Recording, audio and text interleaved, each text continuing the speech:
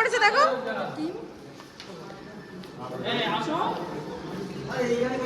এটা কি গসিপ চলছে নাকি? এটা কি গসিপ চলছে?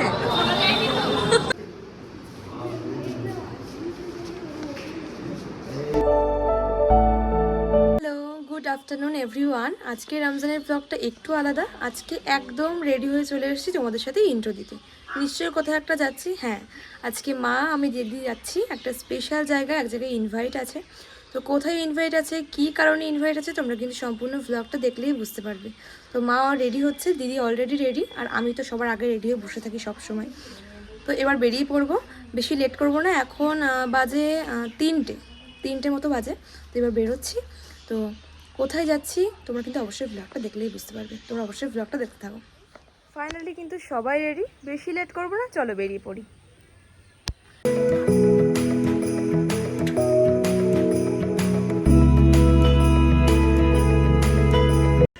যেহেতু আমাদের ইনভাইট ছিল বেড়াচাপাতে, তাই ঠিক করলাম সেখানে যাওয়ার আগে একটু বেড়াচাপা চন্দ্রকেতু গড় থেকে ঘুরে আসি।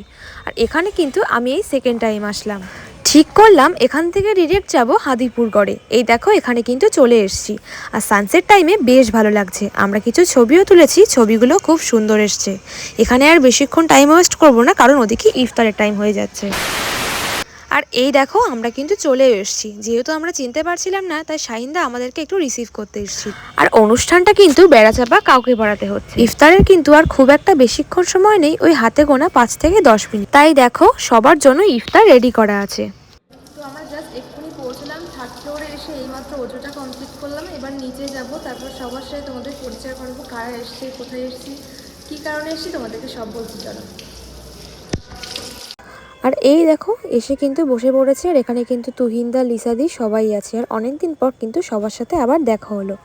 আর এবার চলো আগে আমরা রোজাটা ভেঙে নিই। আর আজকে যে কারণে এখানে সবাই একসাথে হওয়া, সেই কারণটাই কিন্তু শাহিনদা আমাদেরকে বলছিল, আর তোমাদেরকে পরে শেয়ার করছি চলো। এটা কি গসিপ চলছে নাকি? এটা কি গসিপ চলছে?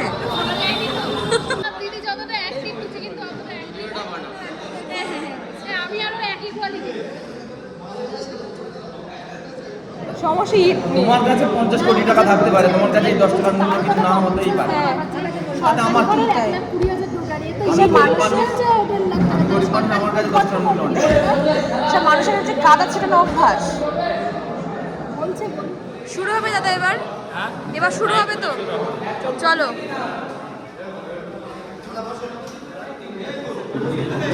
চলো, আমার কিন্তু এদিন ডাম্পার চড়াতে হবে।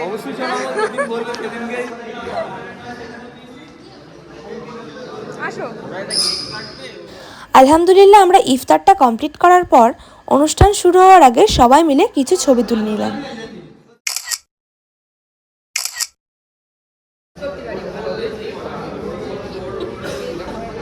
তোমার জন্য কি কেকের পিসও দুটো?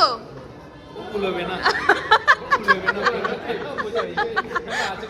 না না, আমি যেখানে যাই সেখান থেকে মানে এক্সট্রা টাকা তো সেখান থেকে নিয়ে খেয়ে নেয়।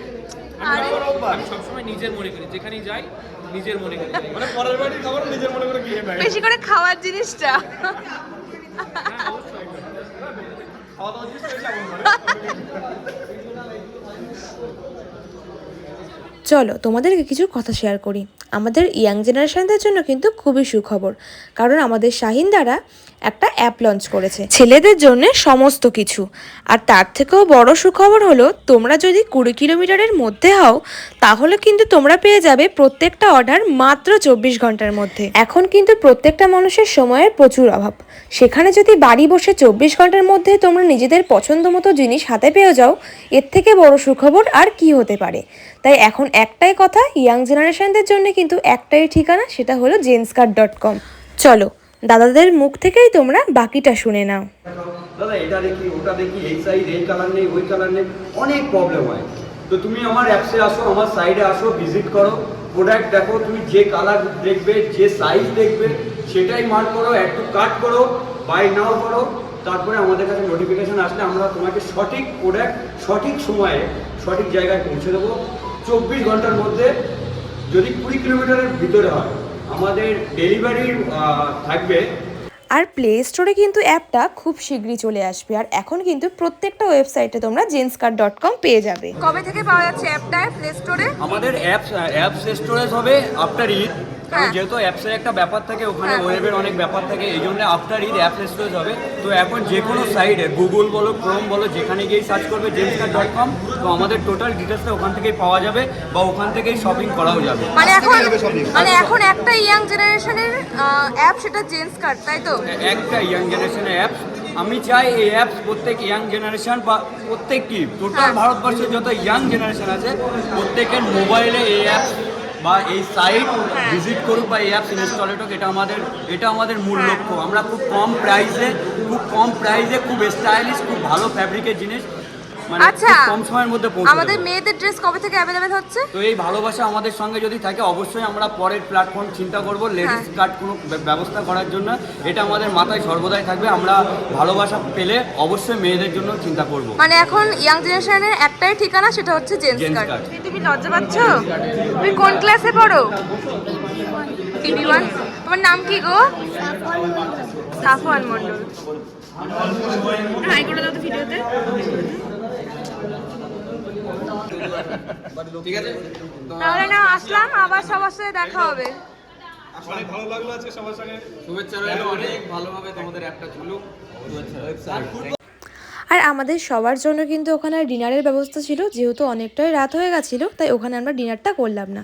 কিন্তু বেড়াচাপা থেকে আমরা একটা ঘুগনি খেয়েছিলাম, যেটার টেস্ট কিন্তু ছিল খুবই সুন্দর।